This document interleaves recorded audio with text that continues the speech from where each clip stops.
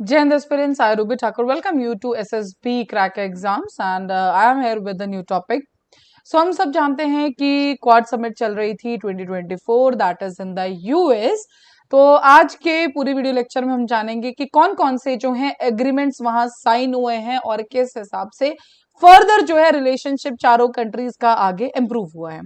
So prime minister Narendra Modi जो कि भारत को रिप्रेजेंट कर रहे थे, यूएस के प्रेसिडेंट जो अभी करंट है जो बाइडन, ऑस्ट्रेलिया के प्राइम मिनिस्टर एंथनी एल्बनीज और जापान के प्राइम मिनिस्टर फ्यूमियो किशिदा, तो ये मिलते हैं. सिक्स्थ समिट थी ये meeting that is the Delaware and particularly यहाँ पे जो बाइडन जी का स्कूल था सो क्ले माउंट करके वहीं पे है ये पर्टिकुलर जो समिट है वो होस्ट की गई थी. एंड बात की जाए वैसे ये समिट इंडिया में होने वाली थी बट कुछ फर्दर रीजंस की वजह से यूएस ने रिक्वेस्ट किया था कि इस बार यूएस में कर लेते हैं. So yes, prime minister Modi Bharat agree भी कर गए थे, that's why it was there only. अब जब ये समिट चल रही थी तो काफी ज्यादा अनाउंसमेंट्स होना काफी ज्यादा इंपॉर्टेंट था. सो अगर एग्रीमेंट्स की बात करें तो हेल्थ के ऊपर भी हुआ है, मैरीटाइम सिक्योरिटी के ऊपर भी बात की गई है, टेक्नोलॉजी, एंड हम जानते हैं जब बात आती है क्वाड की तो इंडो पैसिफिक रीजन जो रहता है हमारा सबसे ज्यादा टारगेट में रहता है. क्वाड का अगर फुल फॉर्म है that is the quadrilateral security dialogue and 4 nations इसके साथ इन्वॉल्व है, that is the Australia, India, Japan and the US. आप नीचे मैप में भी देख सकते हैं कि किस तरह से क्वाड्रिलेटरल बनता है एंड उसी से इसका नाम क्वाड भी पड़ा है.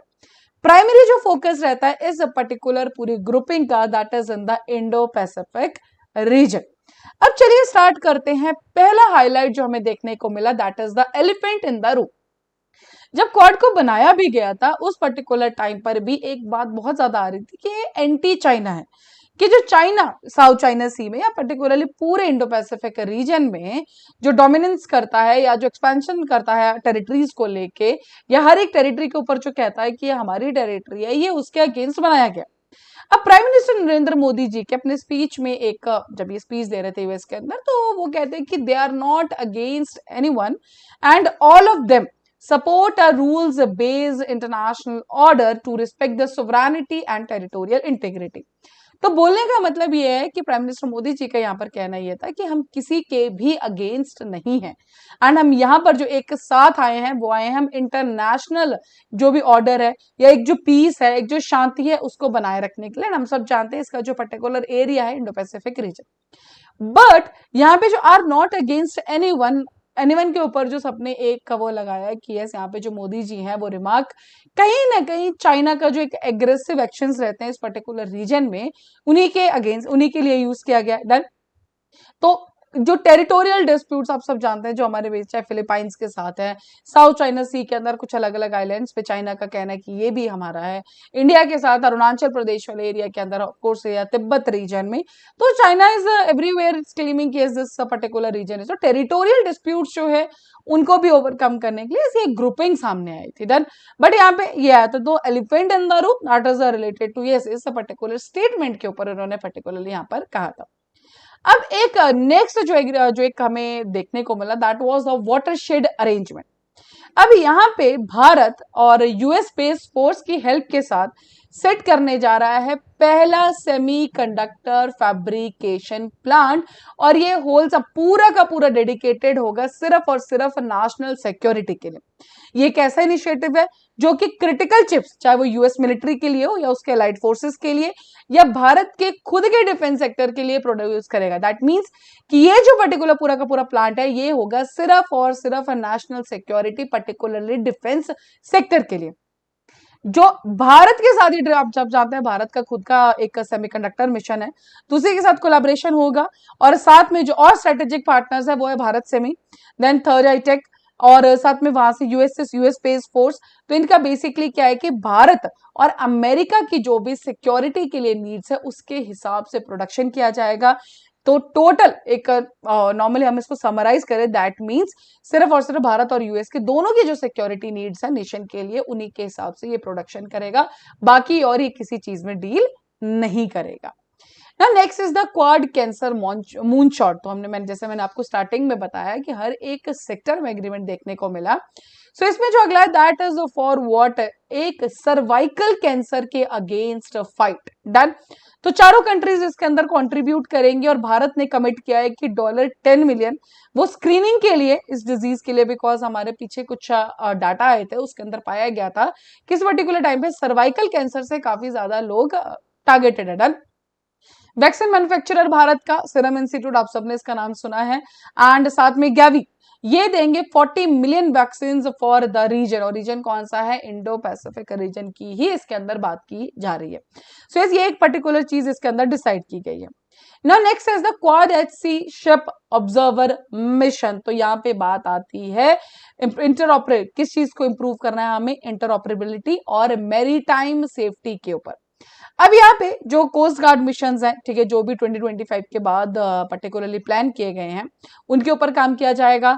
एक लॉजिस्टिक्स नेटवर्क, एक तरह का पायलट प्रोजेक्ट है, उसे भी लॉन्च किया जाएगा, जो क्वाड कंट्रीज को पर्टिकुलरली सबको इन्वॉल्व करेगा एंड एयरलिफ्ट कैपेसिटी होगी। और चाहे वो डिजास्टर रिस्पॉन्स इस पूरे रीजन के अंदर, उन सब चीजों में काम एक दूसरे की हेल्प करने के लिए, चाहे वो लॉजिस्टिक्स के अंदर हो, एयरलिफ्ट कैपेसिटी हो, कोई डिजास्टर होता है उस टाइम पे एक दूसरे को हेल्प करने के लिए। तो बेसिकली जो भी मैरीटाइम के रिलेटेड है उस चीज पे ये काम किया जाएगा। मैत्री initiative, maritime initiative for training in the Indo Pacific, इस पर्टिकुलर चीज को भी लॉन्च किया जाएगा, जो कि है किस चीज के लिए, जो क्वाड पार्टनर्स हैं उनको ट्रेनिंग देने के लिए, मॉनिटर करने के लिए, वाटर्स के अंदर सिक्योरिटी का ध्यान रखने के लिए, लॉज को एनफोर्स करने के लिए, कोई भी अनलॉफुल बिहेवियर होता है, कोई भी लीगल ऐसा डिस्प्यूट आता है, कुछ भी ऐसा होता है, उन सबको टारगेट करने के लिए yes this particular mission has been announce. पहला जो मैत्री वर्कशॉप है वो 2025 में होगी और वो होस्ट की जाएगी भारत के द्वारा। Now next is related to building the resilient infrastructure, and अगर आप मेन उसमें पढ़ेंगे, so that is the quad ports of future partnership। तो बेसिकली मान लीजिए कोई पेंडेमिक आता है, कोई नेचुरल डिजास्टर होता है, कोई भी रीजन हो, उस पर्टिकुलर टाइम पे जो किसी भी, जो चार कंट्रीज की हम यहाँ पे बात कर रहे हैं, उनके पोर्ट्स होंगे या पर्टिकुलर इंफ्रास्ट्रक्चर या जो इंडो पैसिफिक रीजन के अंदर पोर्ट्स है वो ऑपरेशनल रहेंगे, कोई भी डिसरप्शन नहीं आएंगी इन एनी केस, ताकि एक पर्टिकुलर चाहे ट्रेड को लेके हो, सप्लाई को लेके हो, उस चीज में कोई भी बाधा ना आए, कोई डिसरप्शन ना हो, चाहे pandemics, natural disaster, cyber attacks, terrorist attacks, in any condition ports जो है अनऑपरेशनलाइज नहीं किए जाएंगे। So yes this was also decided in this particular area also. Now next is जो एक इंफ्रास्ट्रक्चर डेवलपमेंट के अंदर ही जो सेकंड चीज प्लान हुई है, कैपेसिटी बिल्डिंग वर्कशॉप, किस चीज के लिए, coalition for disaster resilient infrastructure, yes उसके अंदर काम किया जाएगा। वी ऑल नो कि इस पर्टिकुलर टाइम पे जो हमारा सबसे बड़ा चैलेंज है world wide, that is the climate challenges, and उसी चीज को टारगेट करने के लिए, उसको कम करने के लिए yes we need this particular जो एक डिजास्टर रेजिलेंट इंफ्रास्ट्रक्चर हमें चाहिए। सो उसके अंदर जो capacity building means of course कैसे उसे एनहांस किया जाए, कैसे उसे फर्दर डेवलप किया जाए, इन पर्टिकुलर चीजों में जो है वर्कशॉप्स कंडक्ट की जाएंगी। कुछ टाइम पहले हमने एक चीज डिस्कस की थी कि यूनाइटेड नेशन सिक्योरिटी काउंसिल के लिए रिफॉर्म चाहिए, तो यस यहाँ पर भी जो बेसिकली यूएस है, इंडिया है, इन्होंने यस डिसाइड किया कि यूनाइटेड नेशन सिक्योरिटी काउंसिल को जो रिफॉर्म है उसको हम जरूर सपोर्ट करेंगे। डन। तो ये कलेक्टिव एग्रीमेंट यहाँ पे साइन देखने को मिला, ताकि फ्यूचर उसमें जो हमारा यूएनएससी है वो रिप्रेजेंटेटिव हो, इंक्लूसिव हो, डेमोक्रेटिक हो, काउंसिल को, बिकॉज ऑफ कोर्स ये जो डिमांड आई थी दैट वाज बिकॉज केस काफी समय से जब यूएनएससी के सारे रिफॉर्म्स बने, जो ऑफ कोर्स जब बनाया गया था उसके बाद कुछ हमें फर्दर चेंजेस नहीं मिले हैं, and this is high time to decide and change the particular things, correct. And last में यस भारत ने एक इंडिविजुअल एफर्ट यहाँ पर जो है अनाउंस किया है, पर्टिकुलरली इंडो पैसिफिक रीजन के अंदर, that is in the education, कि वो स्कॉलरशिप्स देगा स्टूडेंट्स को, ताकि वो अपने इंजीनियरिंग डिग्रीज को परस्यू कर सके, जो भी उनके खुद के हमारे गवर्नमेंट फंडेड टेक्निकल इंस्टीट्यूट्स है। डन। तो ये जो एक एजुकेशनल स्टार्ट है, for sure it is related to the education, लेकिन कहीं ना कहीं ये एक पीपल टू पीपल टाइप को इंप्रूव करता है। एंड मैंने आपको हमेशा से बताया कि जब भी ऐसा कोलैबोरेशंस देखने को मिलेंगे, जो भी चैलेंजेस हैं, तो एक नॉलेज शेयरिंग तो है, लेकिन काफी सारी चीजें, एक टेक्नोलॉजी शेयर, हर एक चीज आती है। But this was the individual effort of the India जो अनाउंस किया कि they will be going to provide the scholarships to the students, ताकि वो इंजीनियरिंग कोर्सेज को परस्यू कर सकें। And in the last for sure Bharat ने कमिट किया है $2 मिलियन का इन्वेस्टमेंट सोलर प्रोजेक्ट्स के अंदर, जो छोटे छोटे हमारे आइलैंड्स है, फिजी है, कॉमरोज है, मेडागास्कर है, सीशेल्स है, और सारे इंडो पैसिफिक रीजन के अंदर आइलैंड्स है, ताकि हम एक सोलर कैपेसिटी को बढ़ा सकें, जो हमारा सस्टेनेबल डेवलपमेंट की तरफ एक ध्यान है, तो ऑफकोर्स उसके अंदर हम कमिट कर सकें। एंड फाइनली इस व्हाइट हाउस ने ये अनाउंस जरूर किया कि क्वाड 2025 की जो मीटिंग है वो होगी नेक्स्ट ईयर इंडिया के अंदर ही।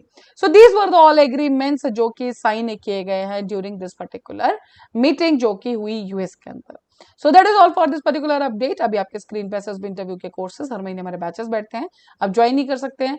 साथ ही we are having the courses for NDA, CDS, AFCAT, you can enrol in this particular courses. और जब भी आप एनरोल करें उस टाइम पे discount code that is the warrior 10 आप यूज कर सकते हैं, and you will be getting the 10% off on that particular course. So that's all for the day. Thank you so much for watching this video lecture. जय हिंद, जय भारत। अगर आप एक defence aspirant हैं और SSB interview, NDA, CDS, AFCAT जैसे exams के लिए प्रिपेयर कर रहे हैं, तो आप एसएसबी क्रैक एग्जाम्स के कोर्स को चेक करना ना भूलें। आप हमारी लर्निंग एप्लीकेशन को गूगल प्ले स्टोर से भी डाउनलोड कर सकते हैं।